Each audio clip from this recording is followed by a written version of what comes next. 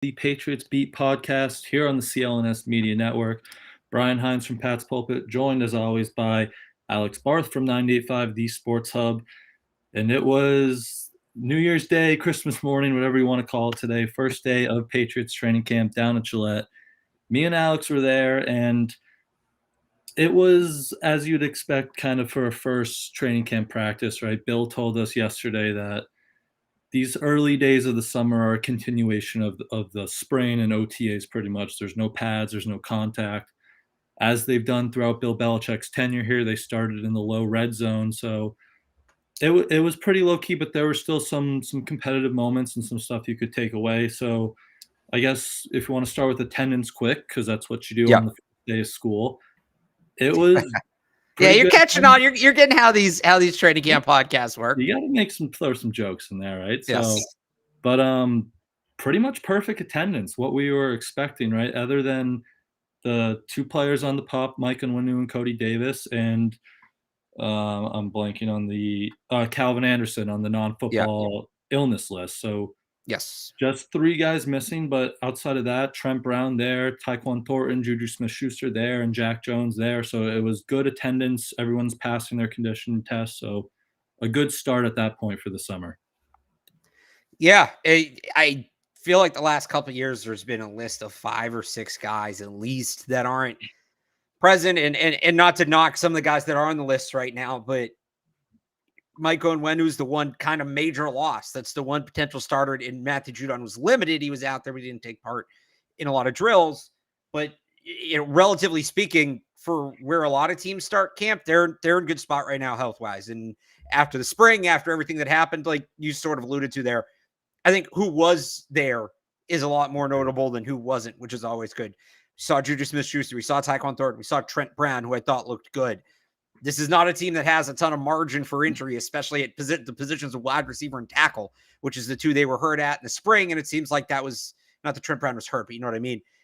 It seems like that was just a spring thing. They seem ready to go now. Yeah.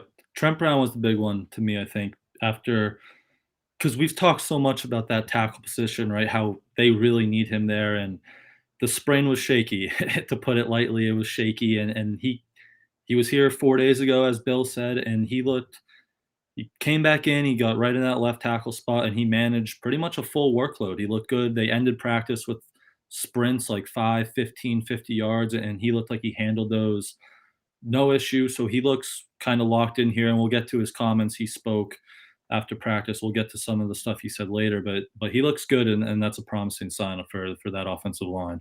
He looks good, and he's back on that left side, or we'd seen him, and that seems to be the spot, and that's a big box checked on that offensive line in terms of who's playing where.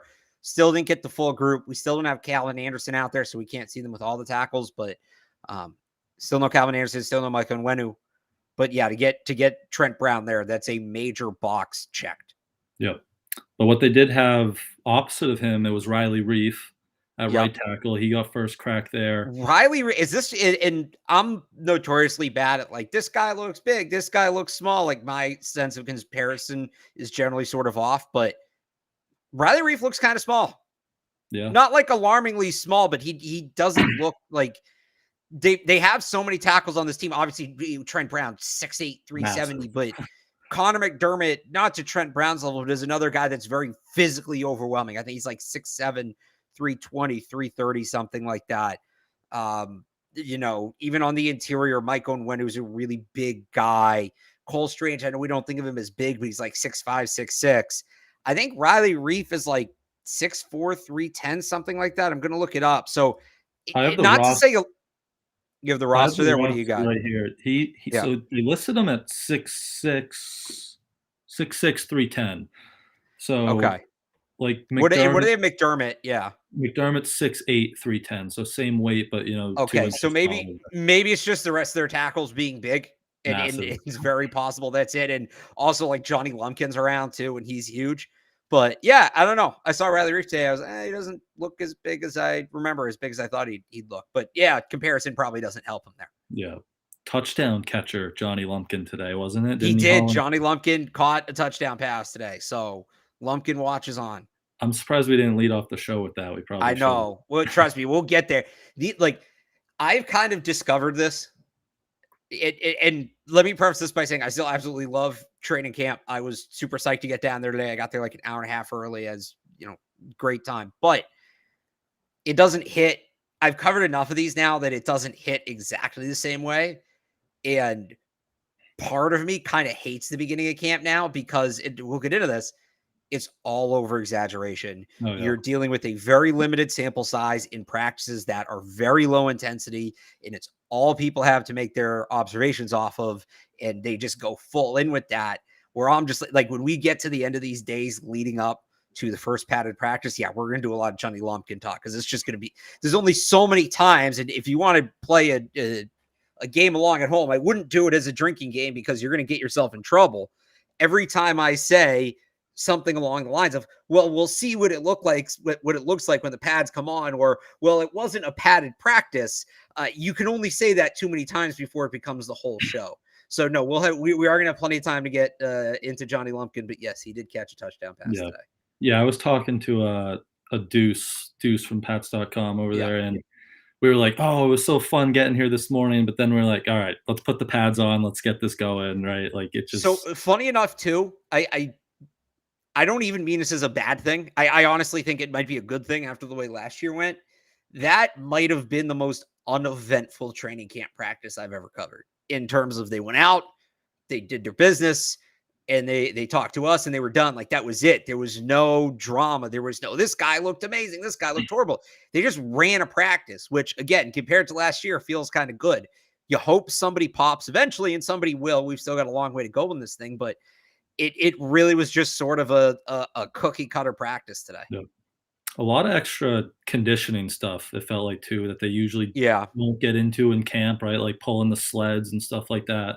The sprints, I don't think we've seen like ending with sprints a lot in training camp. So some extra conditioning stuff in the heat, always good. But there were some competitive 7-on-7, 11-on-11 in that low red zone, which they worked in exclusively today, that low end red zone area, which is going to favor the defense, right? There's no threat of a run game. It's pretty jammed tight in there. So the defense had the upper hand and they kind of took advantage of it today. I think there was like 7 pass breakups. Kyle Duggar had a really nice interception on Mac Jones's first pass in 7-on-7s. He was looking for Gesicki kind of right up the seam, and Duggar just kind of rode his hip right up and picked it off. So it was a good start from the defense. Sean Wade had a few pass breakups. Jelani Tavai, Mac Wilson got his hand on one. Isaiah Bolden had a really nice pass breakup in the back corner. So active hands from the defense today in that red zone area. Yeah, certainly. And I think, there's been a lot of talk about the quarterback numbers, and this is where we can get into maybe some of that. Yep. The rough day for the quarterbacks. And I'm not going to lie and tell you it wasn't rough. It was rough. It was not a good day. Mac Jones was 5 of 10 with the interception, also took a sack. Bailey Zappi, 4 of 11, multiple passes batted down, 0 for 4 and 11s. Trace McSorley was 3 of 10. They are working in low red zone with zero threat of the run. There's not a ton of room to throw. I'm not going to hit the alarm bells for the season over one day. If it looks like this all week, we start having another conversation. We start talking about maybe Matt Patricia wasn't the as much of an issue last year as we thought he was, but I don't think that's going to happen. But no, the defense, very active hands on defense. Isaiah Bolden had a nice pass breakup as well to add to the group. You put in that, honestly, might have been the best all-around play of the day. It was with Trace McSorley, but it was a back corner, back shoulder fade.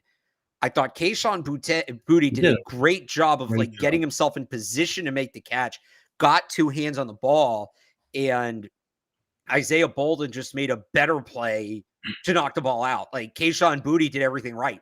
Isaiah Bolden was just better on that one specific snap. So very active, aggressive defense, flying around, had a couple sacks. There was Jabril Peppers had in a game would have clean clocked Mac Jones on a safety blitz on one of them. So, the defense is kind of what you expect from the defense. They're flying around, they're high energy. They're taking it to the offense. They're not playing passively. They're playing aggressively. And now the question is so last year, I remember the first day, the offense wasn't great. It got worse from there, but the offense wasn't great the first day. And I remember saying, all right, people are like, were you worried? And I said, Not really, because this is kind of how camp goes. You know, the defense wins a day, and then the onus is on the offense to come back and win the next day, and it becomes a back and forth. You want everybody pushing everybody. I still believe that. Obviously, that never happened last year. It was just defense, defense, defense. The offense couldn't do anything. So here we are again. I'm willing to give them the benefit of the doubt. Can the offense come back tomorrow? And I'm not saying that they have to totally light it up, but can they push back and be like, nope, this isn't last year. We're still here. We're going to come out here and make plays as well. Yeah. They did have a few good moments, right? It wasn't like all bad. I thought. Oh yeah, no, it wasn't. I shouldn't be comparing it to last year because Last year was like. yeah, but anytime you say there's one bad play made, like let's be honest here for a second, Brian. Let's be honest. I wasn't sitting near you, but I'm betting we had the exact same conversation.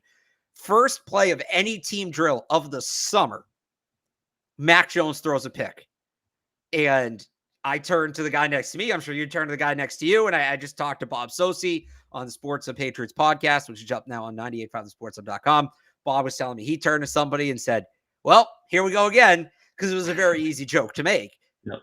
But Mac Jones, so if we go back to Mac Jones' rookie year for a second, the thing with Mac Jones, his rookie year, throughout camp, like it got a little bit better towards the end, but this was a pretty regular constant, was Mac Jones, his rookie year, was really good in camp until he made his first mistake.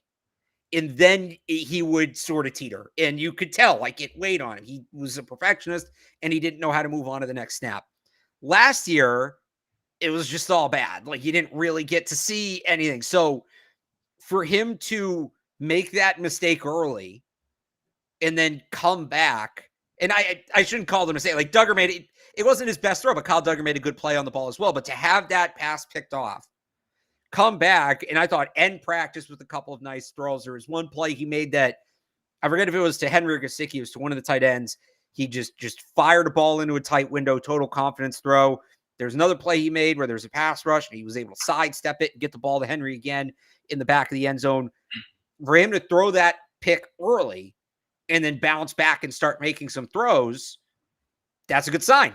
That's the guy that's growing. That's the guy that's more mature. That's the guy that can handle adversity better. And I think those are all things that we want to see from Mac Jones. So not to excuse away his day. It could have been better, needs to be better. I think he will be better. There is a lot to work on. This isn't to say, hey, Leslie Nielsen in Naked Gun, nothing to see here with the fireworks factory exploding behind him.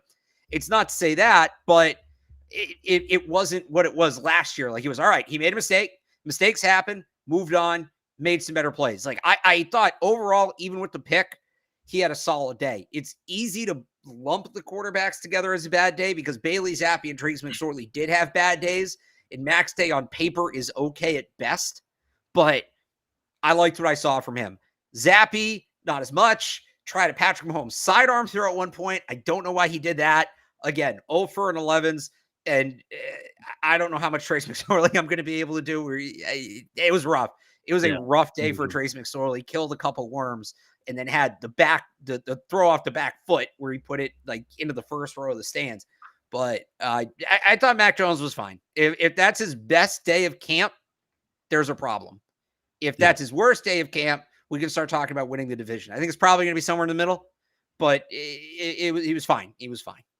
Yep, that's the confidence you want to see, right? Probably a lot of it comes with Bill O'Brien, and we mentioned a lot in the spring too. He seemed to have more of that control at the line of scrimmage, right? Barking out signals, hand signals, and he called it the toolbox in that sprint, and I think that could go a long way too. Having those answers, especially when he's facing a live pass rush, right? Maybe he can call out something and stop that Jabril Peppers blitz and just help that confidence in total. So I think that's definitely a good start there, and hopefully he keeps building on that, like you mentioned. Yeah, and I think a couple things. Again, you saw him making those calls today, and that's encouraging.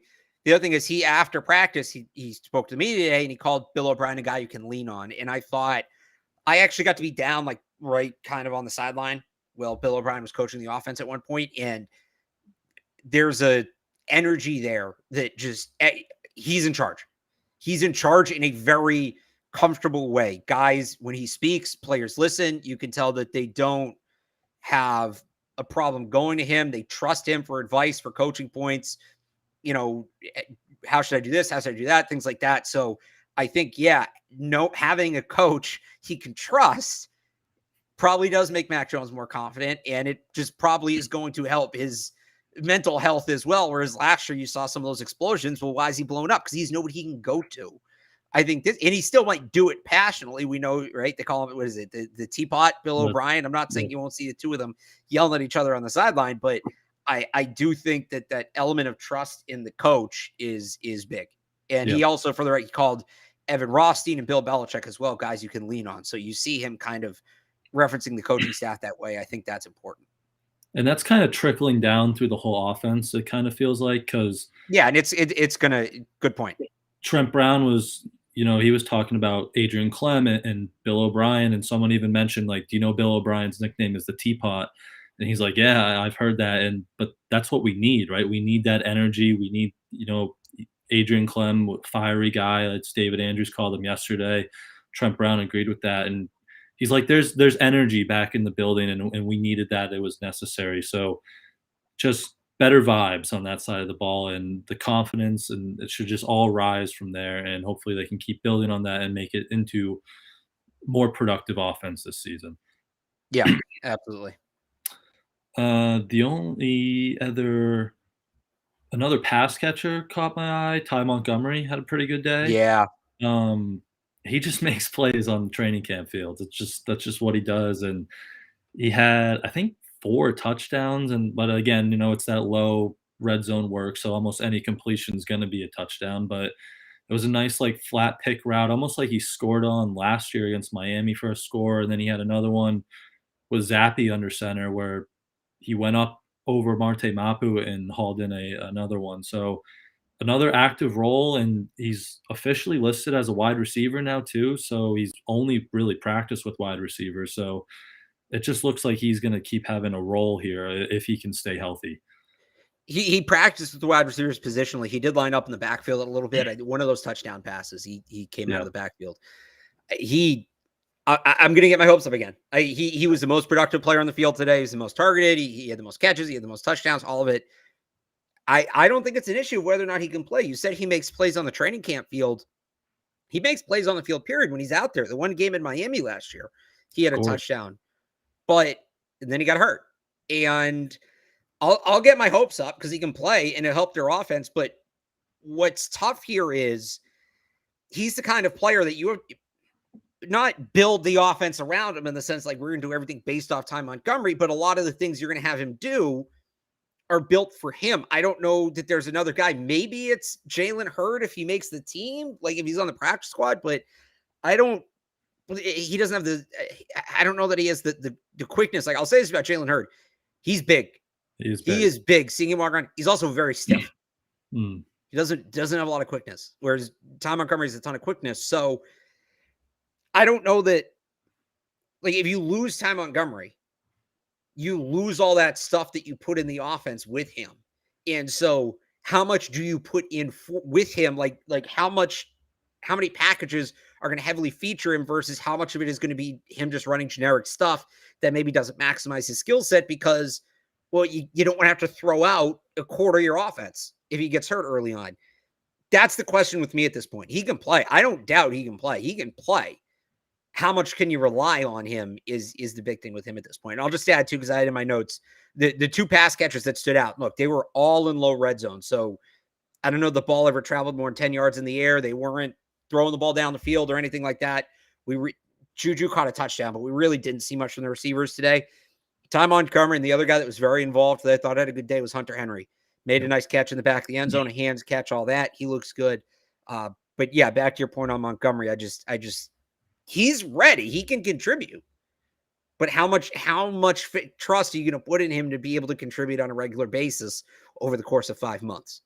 Yeah, which might have kind of been their problem last year, right? Like he went out and seemed like he was really up for that third down back role, and then he gets hurt week 1, and they really didn't have anyone to fill that role besides Ramondre Stevenson. And then, we all know how that went when he got worn down. But yeah, he can play. And Henry, as you mentioned, had a really good day. He beat Christian Gonzalez on one touchdown, shook him up.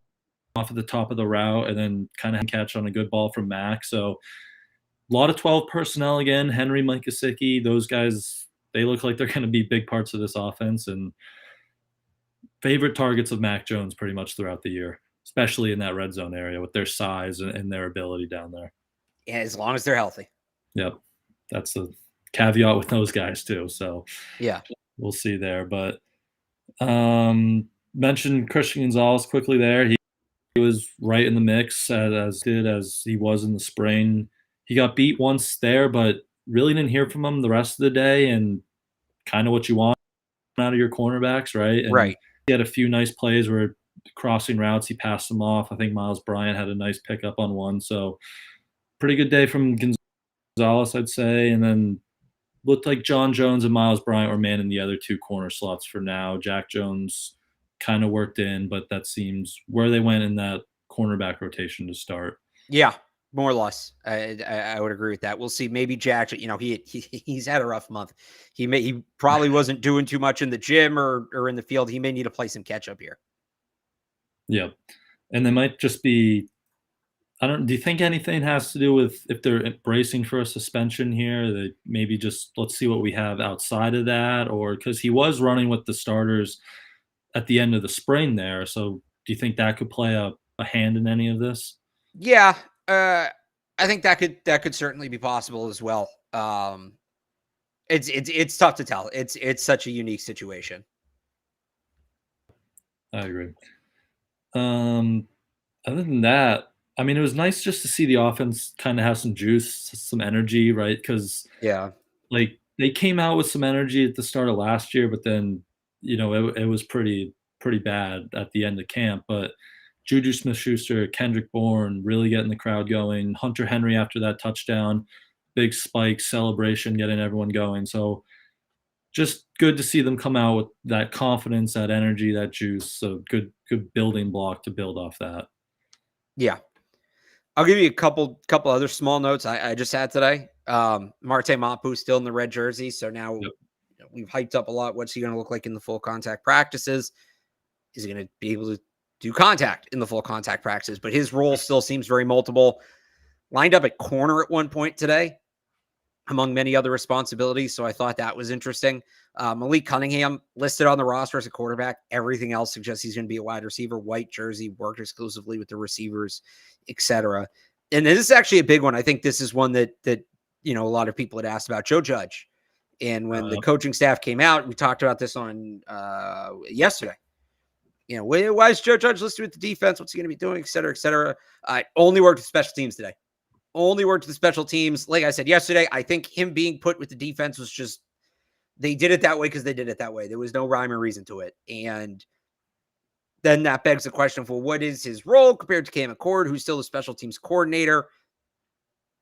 It wasn't entirely this way because they did, Accord worked with the coverage guys as well. But I thought for the most part, and maybe this was a one-day thing, like this is something we're going to have to watch the rest of camp. It was Joe Judge working with like the coverage specialists. So Slater and Brandon Schooler and Jordan Healy, right, in that group. And then you had Cam McCord with Joe Houston, who's the assistant special teams coach, working with the kickers. And they do have a lot of bodies there this year. They have 2 kickers, 2 punters, 2 long snappers.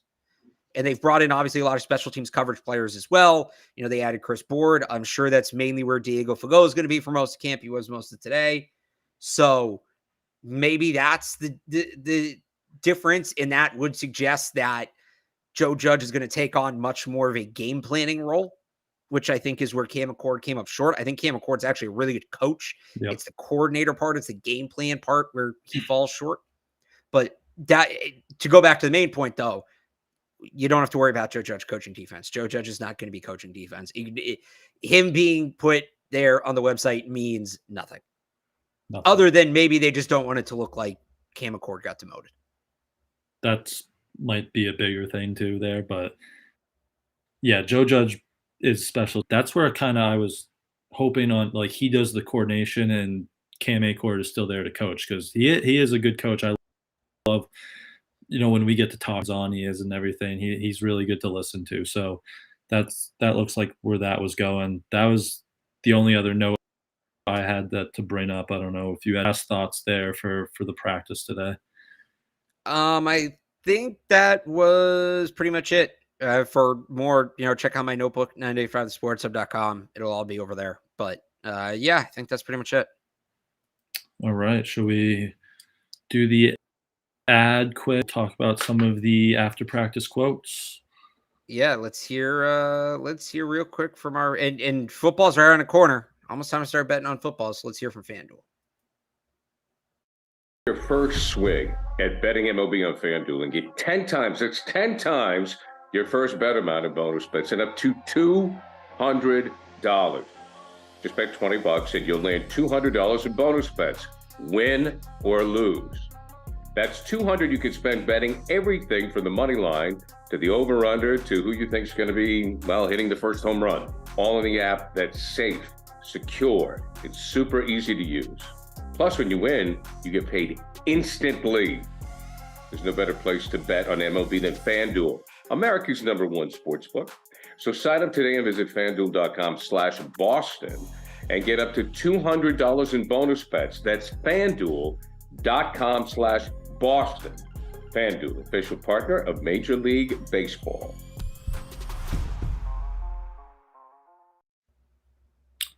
All right. So for post practice, let's start with Mac. I want to do Mac Grow last because that's kind of a more big picture thing. It's not necessarily about camp. Mac spoke after practice, talked about the big one going around is his relationship with Coach Belichick, right? And yeah, I think the quote was, I think we're good, right? Like his relationship, we're good. Talked about having a fresh start. And I think when you read the quote, I think doesn't sound great, right? But when you listen to him say it, he starts basically every sentence with, I think. He literally said, I think we're good. I think that we've all talked about is having a fresh start. I think there's a lot of learning experiences from last year that we've talked about. That's just kind of how he talks. Later in the press, I think Matt Slater's a great teammate. So I didn't put so much on that, but it does sound like they might have had him and Bill might have had a conversation here, like last year's in the past. Let's have a fresh start and kind of start new with Bill O'Brien here leading the offense. Yeah, I wouldn't look that much into him saying, I think it's like me when I say right at the end of a point. It's just kind of a vocal crutch, and we all have them. They're not fun to listen to, but I think Mac's in a really good spot right now mentally. I think he is, and we sort of got an idea of that in the spring, and it's carried over. But he doesn't have the weight of the world on his shoulders, and I think last year there was just this feeling that as the whether he was right or wrong, I think he felt that as the quarterback, it was his job to kind of lead the team out of that mess. And he was never going to do that. I don't think any quarterback would have done that. I don't even know if Brady could have made that thing work. So now that it's kind of all in place around him and he can just kind of focus on Mac Jones, I think that's what he likes to do. I think he likes to put the work in on himself. I think he likes to improve his game and everybody else is improving around him, and he'll make that work. So, yeah, I think he's in a good spot. And I think today's press conference kind of showed that.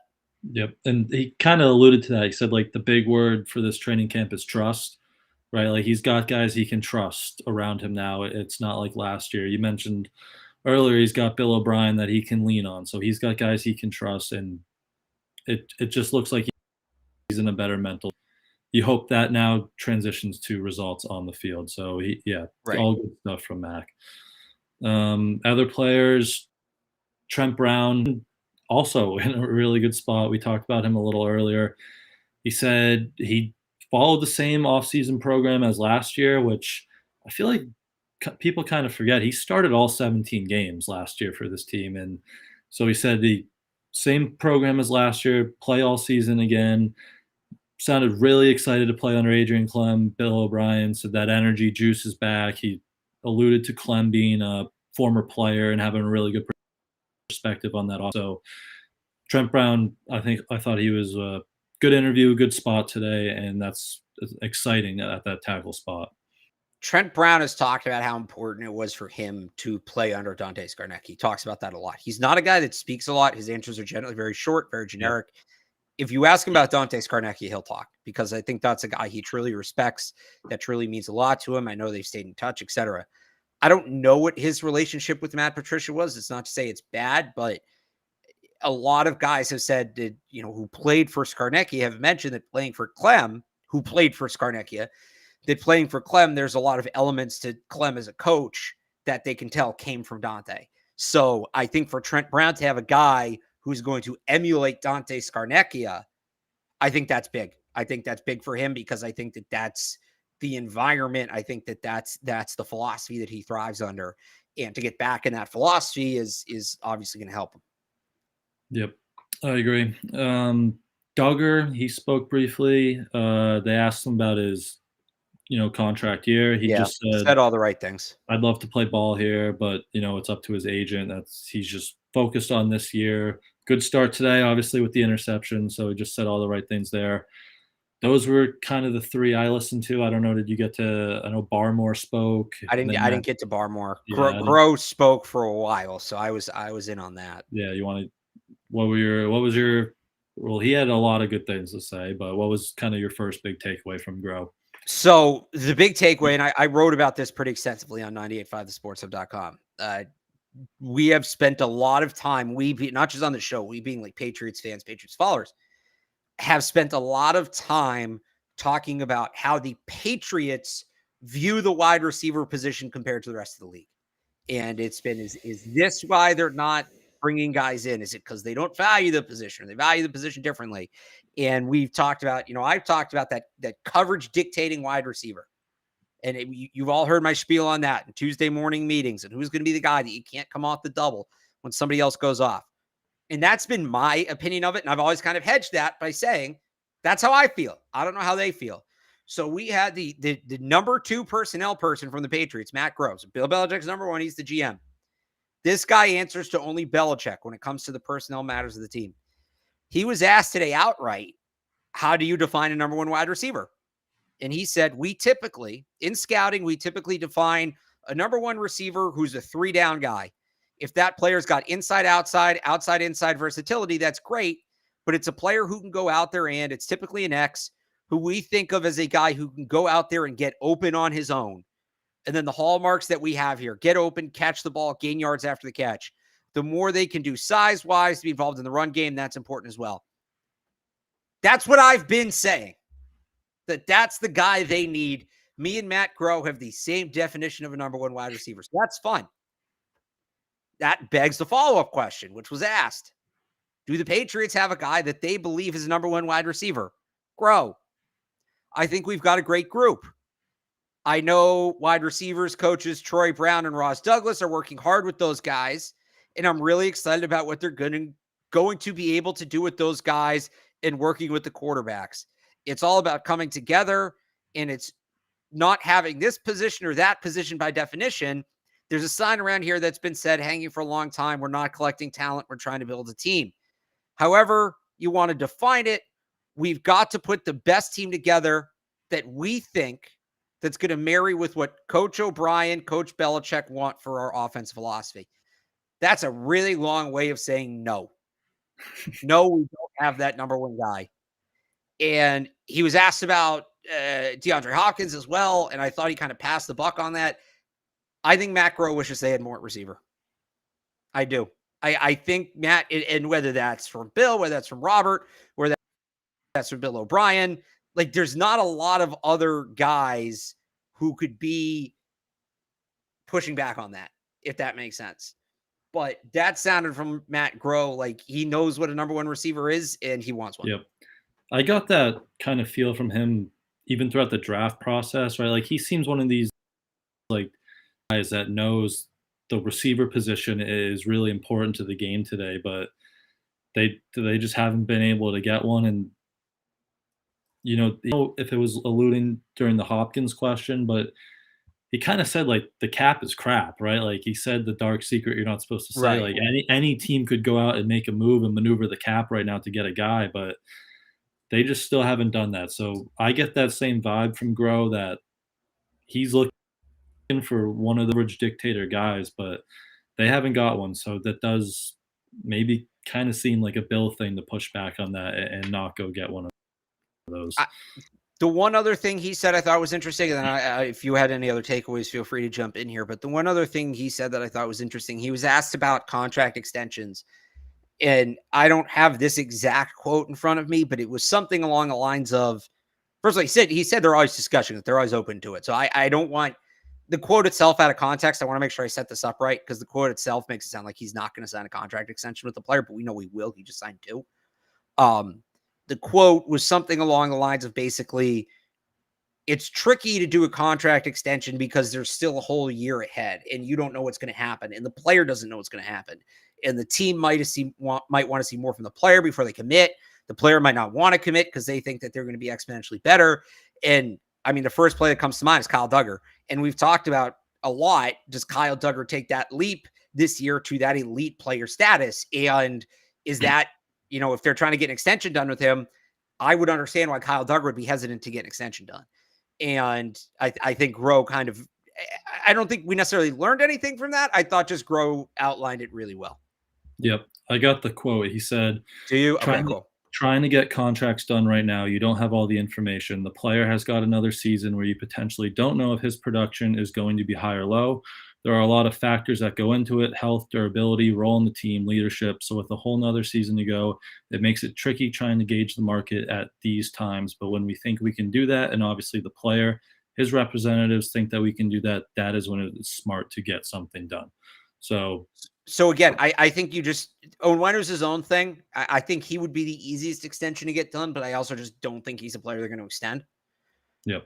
We can bring Uche into this too, though. I think for different reasons, those two players, the market is very hard to pin down. For Duggar, he's on that borderline elite status. He could be a guy that potentially resets the market. I don't know who the other safeties are hitting free agency next year, but he could be a guy that, if he has the season some people think he's going to have, could reset the market as a free agent so that you really don't have a parallel to use. And then for Uche, we've talked a lot about this. It's just the inconsistency. Yep. How do you gauge the market of a guy that 11 of his 13 career sacks happened in one half of one season in a 3-year career?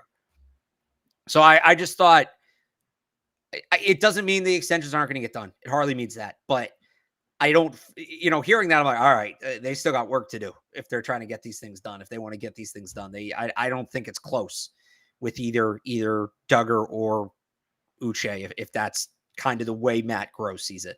Yep. They could get done. We've seen it in the past, like 2 years ago, it was Godchow and then Jake Bailey. That was a good extension. Got those extensions in training camp, so they can get done. The only other thing from Groh, I mean, he was asked about Dalvin Cook. He said it's kind of like DeAndre Hopkins, right? It's a unique situation that a player of Dalvin Cook's talent is available right now. And he said they saw him in Minnesota firsthand. They know his abilities, but it didn't say if they're going to go out and show like significant interest and sign or anything. But reading between the lines, I think he did say that they've talked to him because he kept comparing him to Hopkins. Which, if he's comparing the situation to the Hopkins situation, they talk to Hopkins. So I believe too, just outside of that, I believe they've been in contact with him. I don't know to what extent. It might have just been, hey, there's $1 million here if you want it. Like, that's a bit extreme, but you get the point. Like, I don't know. I don't think that they're the most aggressive team financially when it comes to Cook, but I do think they've been involved. I still don't totally see it. I still don't see how he makes that much of a difference, especially when you talk about what Ramondre Stevenson can do. I still think adding a guy a tier down like Leonard Fournette or Ezekiel Elliott, even if you go a tier further than that, a guy like Benny Snell, Kenyon Drake, I still think you more or less are going to get the same impact, and it's going to cost you less, which I know at this point doesn't really matter, but there's also Dalvin Cook's not coming here to play 15 snaps a game. Dalvin Cook's coming here to reset his contract and get paid next year. And are you going to put him over Ramondre Stevenson, which I don't think would be right, because I think they're comparable players. I think Ramondre was a better player last year. It's just, I don't, if Cook wants to come here for $3 million and be the spellback, that would be great. You could not find a better spellback. I just don't understand why Dalvin Cook wants to do that. And I'm not sure it's worth the Patriots changing their entire plan at running back to add Dalvin Cook for a year. Yep, I'd agree with that. It doesn't make – he wants to reset, like get a Right. 1-year deal, get a good chunk of money still, and then go like try to cash in next year, even though who knows what the running back market will look like next year. But I'm not saying it would be a bad move. Again, Yeah. I'm sure the Patriots would take Cook as their spell. Like, I don't understand why Dalvin Cook's coming here. Yeah. Unless they pay him the most money. And unlike they needed to pay Hopkins the most money because they needed a receiver. They don't need Dalvin Cook. They don't need to pay him the most money. Honestly, if they go to the table for Dalvin Cook after they didn't for DeAndre Hopkins, I'm going to be kind of annoyed. So this is the guy you'll push all the chips in for? The running back? And look, I stand with the running back union, but like, come on. So yeah, Ramondre's a really, really good running back. I don't want to take him off the field. Like, again, I want him playing less snaps to a point. I don't want him becoming the number 2 running back, which I think happens if you sign Dalvin Cook, because for what you're going to have to pay him, you're going to have to play him. And you can't put both of those guys on the field at the same time. It's just the reality of it. Mm-hmm. Yep. I mean, yeah, you take him. He's a great player, but to what extent, what money, it'll be interesting how that shakes out. But that's really all my gross stuff, I think, unless you had anything else to add on to that caught your eye or from any other player. I think that's just about it. That's about it. All right. So we could wrap it up there unless you had any final thoughts on practice or anything else. I'm ready for tomorrow. I want to see the bounce back day from the offense. That's pretty much what I'm looking for. Yep. I expect a similar day tomorrow. Probably still a lot of red zone work. And again, no pads. They won't be in pads for a few days here. So it'll be another low-key day, but there will still hopefully be some stuff to take care of. And we'll be back and having a show at some point. So make sure you are subscribed to the channel and turn on your Patriots Press Pass notifications so you do know when we go live. Until then, you can go follow Alex on Twitter at RealAlexBarth. Go read all of his training camp stuff over at 985thesportshub.com. You can follow me on Twitter at @IamBrianHines and go read all my training camp work over at patspulpit.com. And thank you all for tuning in. We will see you guys soon.